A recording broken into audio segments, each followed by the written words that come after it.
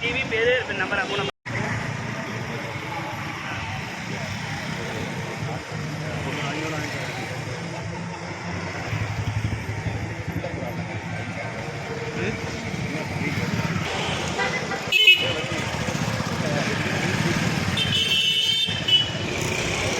ரெடியா பேசலாமா? கொஞ்சம் செல்லு எல்லாருமே சைலண்டில் போட்டிங்கன்னா நல்லது.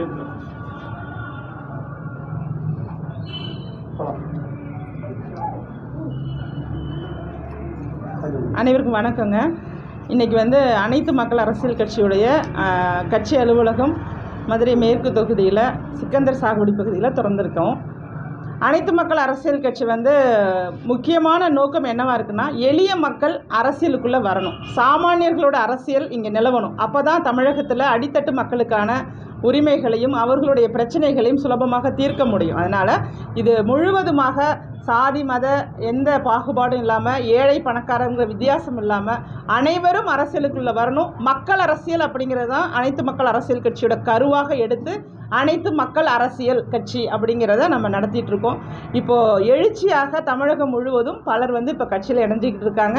ஆங்காங்கே அனைத்து இடங்களிலுமே, அனைத்து மாவட்டங்களிலுமே விரைவில் அலுவலகம் திறக்கப்பட உள்ளது. குறிப்பாக பெண்கள் பாதுகாப்பு, இங்கே நடக்கக்கூடிய சட்ட ஒழுங்கு பிரச்சனைலாம் இருக்குது பாருங்கள். இதற்கெல்லாம் முக்கிய காரணம் ஒரு நிர்வாகத்திறனுள்ள ஒரு அரசு இல்லைங்கிறது தான். அந்த நிர்வாகத்திறனற்ற அரசாக இருக்காங்கன்னா, அங்கே இருக்கிறவங்களுக்கு அரசியல் அப்படின்னா என்னென்னா, தன்னை பற்றியும் தன் குடும்பத்தை பற்றியும் அதை மட்டுமே நினைத்து கொண்டு அதை வளர்க்குறதா அரசியல்னு இருக்காங்க.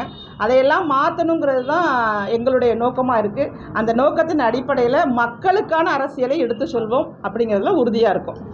கட்சி 2019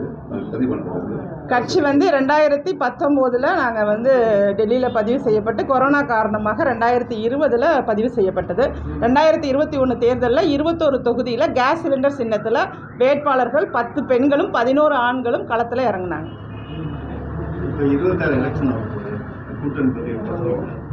அது கூட்டணி அப்படிங்கிறத குறித்து நான் அடுத்த முறை உங்களை சந்திக்கும் போது சொல்கிறேன். தற்போது கட்சியுடைய வளர்ச்சியை நோக்கி போயிட்டுருக்கோம். ஏன்னா இன்றைக்கி இளைஞர்களும் பெண்களும் அரசியலுக்குள்ளே வருவதற்கு தயாரான ஒரு சூழ்நிலை இன்றைக்கி நிலவி இருக்குது.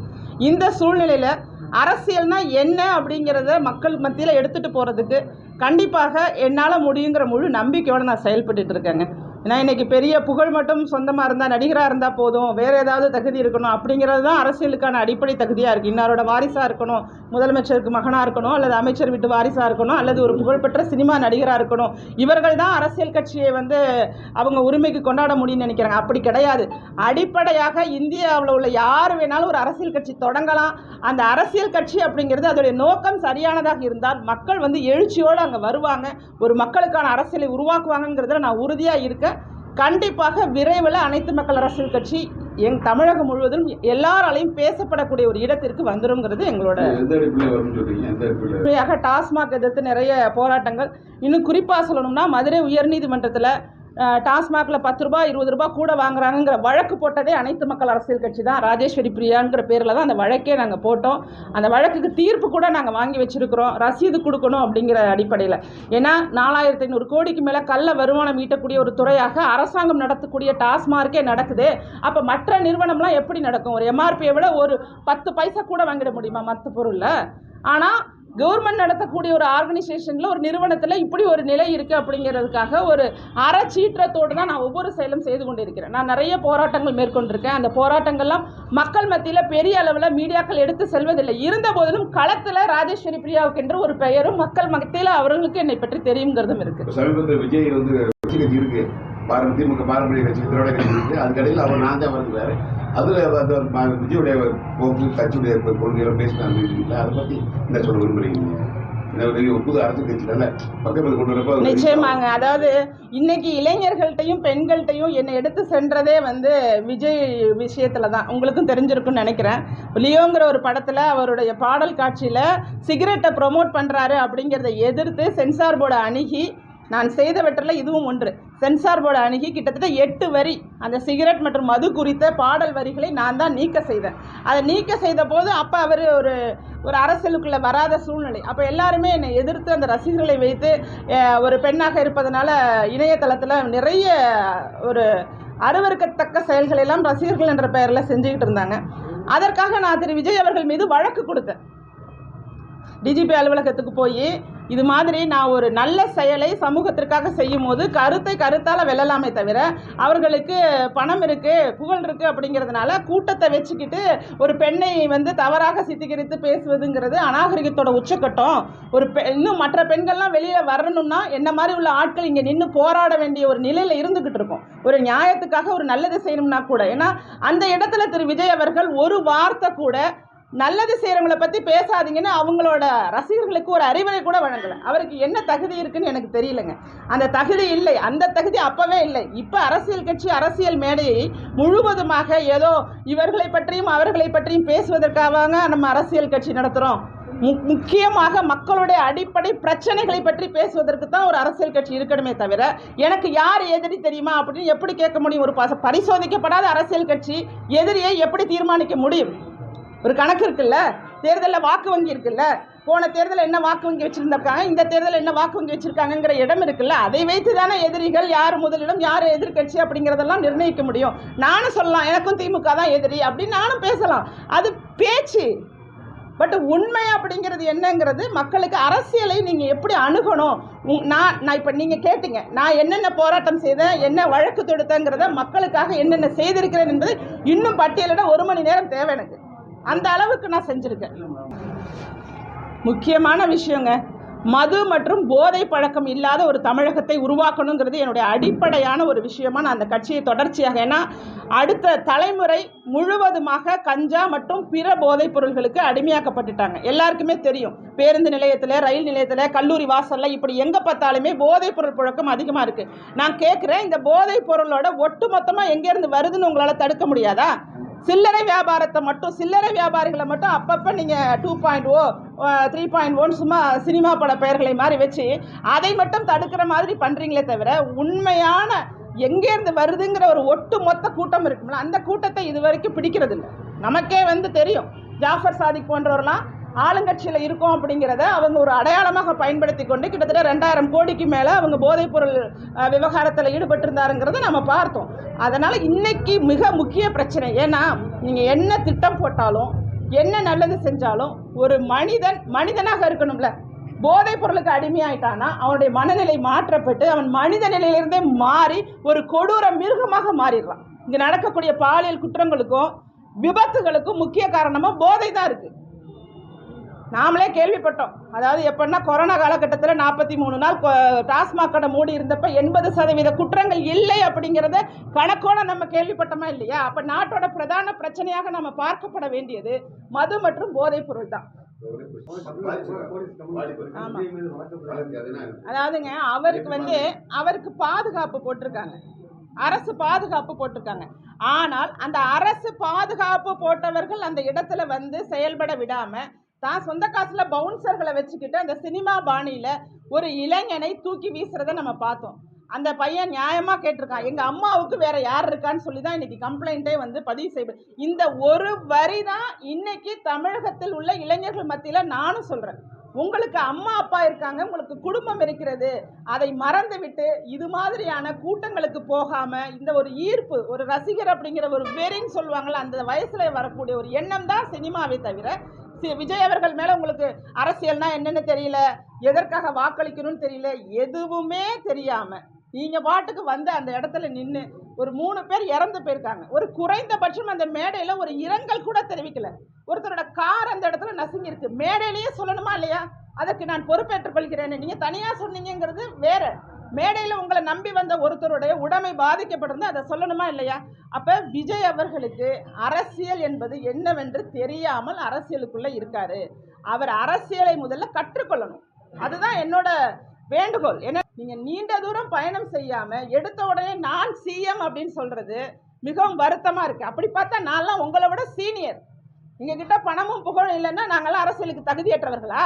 உங்களை விட திறமையும் தகுதியும் எல்லாமே இருக்கு. பணமும் புகழும் மட்டும் அரசியல் கிடையாது. மக்களுடைய செல்வாக்கு அப்படிங்கிறது கொஞ்சம் கொஞ்சமா நாங்கள் மக்கள் மத்தியில போய் மக்களோட அரசியல் செய்து அறிஞர் அண்ணா அவர்கள் சொன்னது போல மக்களோட வாழ்ந்து ஒரு அரசியலை நாம செய்துதான் கொண்டுட்டு வரணும். இன்னைக்கு இதற்காக மட்டும் ஒரு அரசியல் நடத்துவது நியாயமற்றது. மக்கள் தான் இவரை சிஎம்னு சொல்லணுமே தவிர நான் ஆட்சிக்கு வரணுங்கிறது நான் மட்டுமேங்கிறது ஒரு புதுசா வர்றவங்க சொல்ல முடியாது. வாக்கு வங்கி இருந்துச்சுன்னா சொல்லலாம், வாக்கு வங்கியை நிரூபித்த பிறகு கண்டிப்பாக சொல்லலாம். அதற்கு முன்னதாக தன்னை பற்றியே நான் மார்க்கெட் போறதுக்கு முன்னாடியே நான் அரசியலுக்கு வந்துட்டேன், நான் இப்படி நான் அப்படி நான் ஒரு சிங்கம், தன்னை பற்றியே புகழ்பாடி கொள்வதற்கு ஒரு அரசியலோ அரசியல் கட்சியோ லட்சக்கணக்கான பேரோ முன்னாடி தேவையே இல்லைங்கிற. எங்கேயோ ஒரு இடத்துல உன் உரிமையோ உன் பணத்தையோ யாரோ எடுத்துக்கிட்டாங்க, இன்னைக்கு ஆதிதிராவிடர் அவங்களுக்கு ஒதுக்கப்படுற ஃபண்டு எங்க போகுதுன்னு கேள்வி கேளுங்க. அந்த ஃபண்டையே அவர்களுக்கு சரியாக போய் சேரலைங்கிற அதுதானங்க அரசியல். இன்னைக்கு மக்கள் படுகின்ற ஒவ்வொரு பிரச்சனைக்கும் அதிகார வர்க்கத்தினருடைய தவறுகளை சுட்டிக்காட்டி அந்த தவறுக்கான தீர்வை கொடுத்தீங்கன்னா அதுதான் அரசியல். அந்த அரசியலை விட்டுட்டு நீங்க பண்ணக்கூடிய அரசியல் அப்படிங்கிறது தான் என்கிற அகந்தையோட தன்னிடம் பணம் இருக்கு, தனக்காக கூட்டம் கூடுது, கணவனை விட ஒரு மனிதனை பிடிக்கும்னு ஒரு பெண் சொல்லக்கூடிய அவலம் அசிங்கமா இருக்கு, அசிங்கமா இருக்கு. இதையெல்லாம் பார்த்து சகிக்கவே முடியல. ஒருத்தரை பிடிக்குதுன்னு சொல்றதுக்கு எல்லாருக்கும் உரிமை இருக்கு, ஆனா கணவரை விட பிடிக்குதுங்கிறது நம்ம கலாச்சாரத்தையே கெடுக்கிற மாதிரி இருக்கு.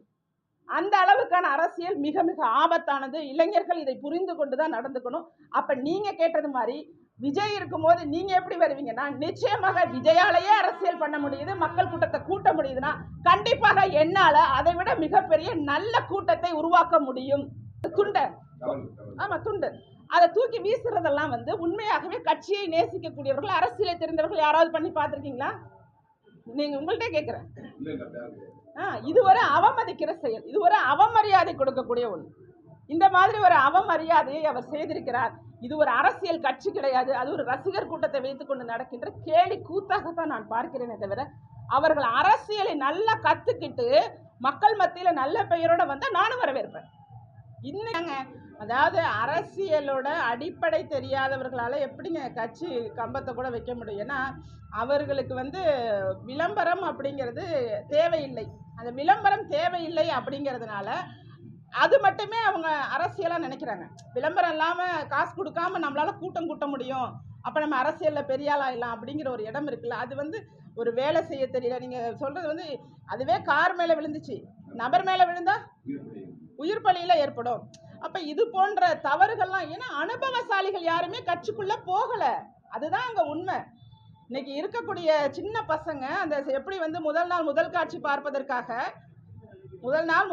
பார்ப்பதற்காக ரொம்ப ஆக்ரோஷமா அந்த தியேட்டருக்குள்ள போவாங்களோ அந்த பசங்க தான் தமிழகம் உள்ள அந்த பசங்களை மட்டுமே வச்சு இந்த கூட்டம் கூட்டப்படுது.